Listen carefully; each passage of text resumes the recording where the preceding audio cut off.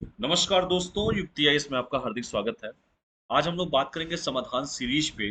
15 जुलाई 2023 आज है और आज हम बात करेंगे समाधान सीरीज पे, जिसमें इंडियन पॉलिटी यानी कि भारतीय राज्य व्यवस्था के क्वेश्चंस पे बात करेंगे। 10 क्वेश्चन का सेट है ये इंडियन पॉलिटी का।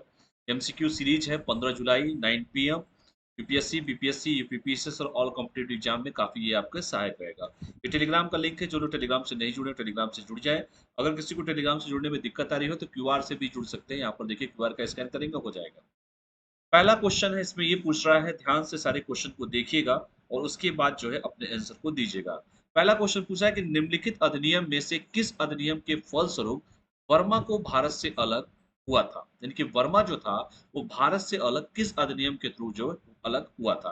पहला है इंडियन काउंसिल एक्ट 1909, दूसरा है गवर्नमेंट ऑफ इंडिया एक्ट 1919, तीसरा है गवर्नमेंट ऑफ इंडिया एक्ट 1935 और चौथा है इंडिया इंडिपेंडेंस एक्ट 1947।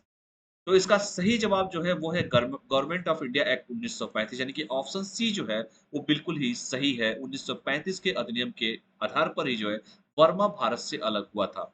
और देखिए, बहुत सारे पहले गाने वर्मा, चूंकि म्यांमार रंगून भी जिसे कहा जाता है, वो पहले गाने भी चलते थे। मेरे पिया गए रंगून, इस तरह के गाने भी आते थे।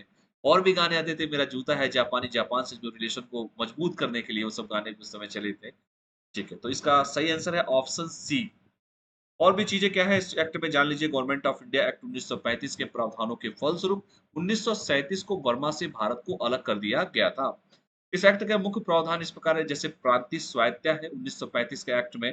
केंद्र में द्वैध शासन की बात की गई, द्विसदनी विधान मंडल की बात की गई, संघीय न्यायालय के बारे में बात की गया, तो भारतीय परिषद के बारे में बात किया गया। मताधिकार, ये भी देखिए 1935 के एक्ट के अनुसार ही बात किया गया। और पुनर्निर्माण के बारे में भी बात किया गया। ये act 1935 government of India act का ये सारा का सारा प्रावधान है। क्या है? प्रावधान है। तो इस प्रावधान को भी आप लोग देख लीजिएगा। दूसरा प्रश्न पे हम लोग बात करते हैं। दूसरा प्रश्न पूछ रहा है कि भारत की संघात्मक व्यवस्था निम्नलिखित में से किस देश से संबंधित है। संघात्मक व्यवस्था के बारे में बात किया है। पहला है कनाडा, दूसरा है संयुक्त राज्य अमेरिका, तीसरा है ऑस्ट्रेलिया और चौथा है जर्मनी। तो इसका सही जो जवाब है भारत की संघात्मक व्यवस्था, वो आपके कनाडा के देश से लिया गया है। कनाडा के, क्योंकि जब संविधान लिखा जा रहा था बहुत सारे देश से बहुत कुछ लिया गया। जहां से जो अच्छी चीजें दी गई वहां से लिया गया। तो संघात्मक व्यवस्था कहाँ से लिया गया? वह कनाडा के संविधान से लिया गया है।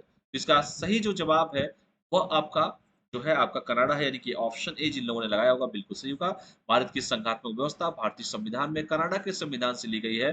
जबकि जुडिशियल रिव्यू यानी कि न्यायिक पुनरीक्षण जो है संयुक्त राज्य अमेरिका के संविधान से लिया गया है। आपात उद्बंध वो जर्मनी के संविधान से लिया गया है। राज्य के नीति निर्देशक तत्व, राज्य के नीति निर्देशक तत्व कहाँ से लिया गया है? तो वह आयरलैंड के संविधान से लिया गया। जहां से जो चीजें अच्छी लगी वहां से वो चीजें अडॉप्ट कर लिया गया था। चलिए, और हम आगे बात करते हैं तीसरे प्रश्न पे।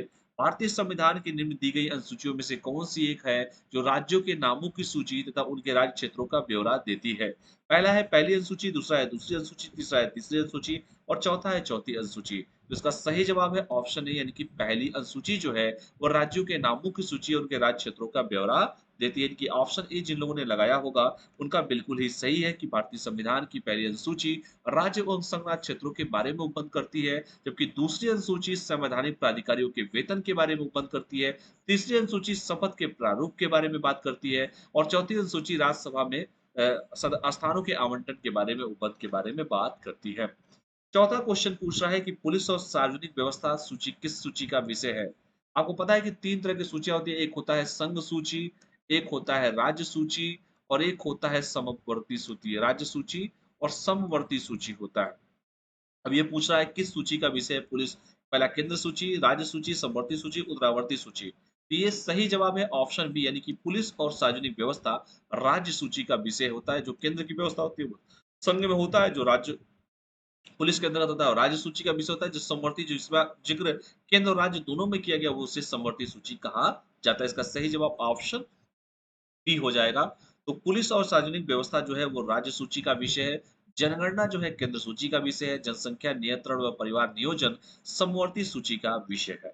अगले क्वेश्चन की बात करते हैं। पांचवा क्वेश्चन, किस संविधान संशोधन के द्वारा सिक्किम, जिसकी राजधानी गैंगटोक है, भारत का एक राज्य बन गया था। पहला 30वें संविधान संशोधन के द्वारा, 32वें, 35वें और 42वें। तो इसका सही जवाब है ऑप्शन सी जो है 35वें संविधान संशोधन के अंतर्गत सिक्किम भारत का एक राज्य बन गया था और 1974 जबकि 36वें संशोधन 1975 के द्वारा सिक्किम 22वां राज्य पूर्ण राज्य का दर्जा भी प्रदान किया था। ये दोनों डेटा आप सभी को याद रखने। अगला क्वेश्चन, कृषि एवं पशुपालन का गठन संविधान के किस अनुच्छेद में किया गया है? तो पहला ऑप्शन है अनुच्छेद 40, अनुच्छेद 41, अनुच्छेद 44 और अनुच्छेद 48। इसका सही जवाब है कृषि एवं पशुपालन।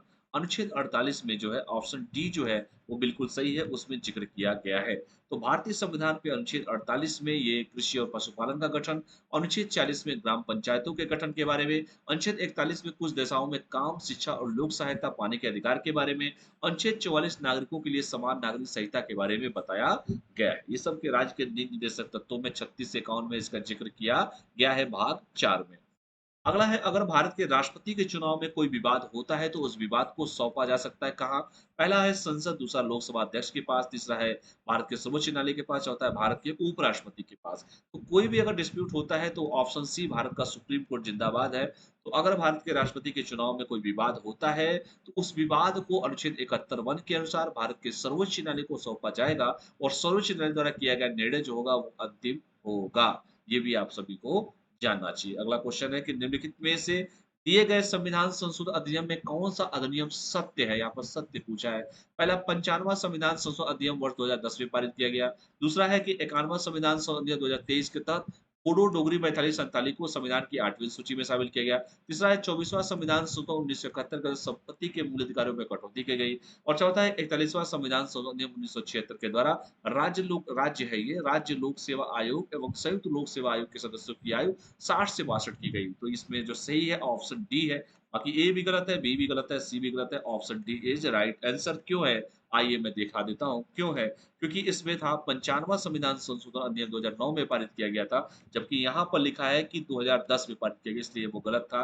दूसरा कह रहा है कि 92वां संविधान संशोधन अधिनियम 2003 के तहत बोडो, डोगरी, मैथिली व संथाली को संविधान की 8वीं सूची में। तो 92वां संविधान संशोधन 2003 था, जबकि यहाँ पर देखिए 91वां लिखा गया था, इसलिए गलत था। तीसरा इसलिए गलत था कि यहाँ पर 25वां होगा, 1971 के तहत संपत्ति के मूल अधिकारों में कटौती की गई, जबकि यहाँ पर देखिए 24वां लिखा गया था, देखिए 24 लिखा हुआ है यहाँ पर, इसलिए गलत हो गया था। और लास्ट जो था वो आपका सही है, इसलिए मैंने इसको कहा ऑप्शन डी जो है सही है। 9वां प्रश्न आपसे पूछ रहा है कि पंचायती राज की अनुशंसा निम्नलिखित में से किस समिति के द्वारा की गई? पहला अशोक मेहता समिति 1977, बलवंत राय मेहता समिति 1957, भारत सरकार अधिनियम 1919, भारत सरकार अधिनियम 1935। तो इसमें सही जवाब है बलवंत राय मेहता समिति ने त्रिस्तरीय की बात की गई थी, जिसमें ग्राम पंचायत, क्षेत्र पंचायत और जिला पंचायत की इसमें बात की गई थी। ग्राम पंचायत होगा, क्षेत्र पंचायत होगा और जिला पंचायत होगा। जिला पंचायत में जिला पंचायत सदस्य का चुनाव होता है और जिला पंचायत सदस्य मिलकर जिला पंचायत अध्यक्ष का चुनाव करते हैं। क्षेत्र पंचायत यानी कि बीडीसी का चुनाव होगा, जिसमें सारे बीडीसी मिलकर एक ब्लॉक प्रमुख बनाते हैं। और ग्राम पंचायत का मतलब ग्राम प्रधानी का चुनाव होता है। इसका सही जवाब है बलवंत राय मेहता समिति जो है त्रिस्तरीय था 1957। बिल्कुल सही जवाब है, क्योंकि यहाँ पर देख सकते हैं कि भारत में त्रिस्तरीय पंचायती राज व्यवस्था की सिफारिश बलवंत राय मेहता समिति ने की थी। समिति की सिफारिशों के आधार पर राजस्थान की विधानसभा ने 2 सितंबर 1959 को पंचायती राज अधिनियम पारित किया और अधिनियम के प्रावधानों के अनुसार पंडित जवाहरलाल नेहरू ने 2 अक्टूबर 1959 को राजस्थान के नागौर जिले से पंचायती राज का उद्घाटन भी किया था। लास्ट क्वेश्चन है, नवयुवकों के द्वारा 18 वर्ष की आयु पर मताधिकार का प्रयोग पहली बार किस आम चुनाव में किया गया था? पहला ऑप्शन है 1977, दूसरा 1978, तीसरा 1989 और चौथा 1990। इसका सही जवाब है ऑप्शन सी 1989। तो मताधिकार का प्रयोग में जो है पहली बार किस आम चुनाव में किया गया था 18 वर्ष की आयु पर? 1989 से किया गया था। तो 61वां संविधान संशोधन अधिनियम के द्वारा 1988 के द्वारा मताधिकार की आयु पहले 21 था, उसको घटाकर 18 वर्ष कर दिया गया। इसीलिए भारत में 18 वर्ष का युवा वोट देता है और मताधिकार का पहली बार प्रयोग नवंबर 1989 में संपन्न हुई 9वीं लोकसभा के आम चुनाव में किया गया था। कमेंट करके बताइए कि 9वीं लोकसभा चुनाव में कौन भारत का प्रधानमंत्री बना था? इसके साथ-साथ उस समय जो है देश के राष्ट्रपति कौन थे? उस समय जो है देश में कौन-सी पार्टी सत्ता में थी और उस समय देश के उपराष्ट्रपति कौन थे 9वीं लोकसभा के चुनाव में? तो ये रहे आज के पॉलिटी के महत्वपूर्ण क्वेश्चन। मुझे उम्मीद है कि 10 के 10 क्वेश्चन आप लोगों ने अच्छे से देखे होंगे। कमेंट कीजिए, लाइक कीजिए, सब्सक्राइब कीजिए, अपने दोस्तों को बताइए। फिर मिलते हैं नेक्स्ट वीडियो में। बहुत-बहुत धन्यवाद सभी को।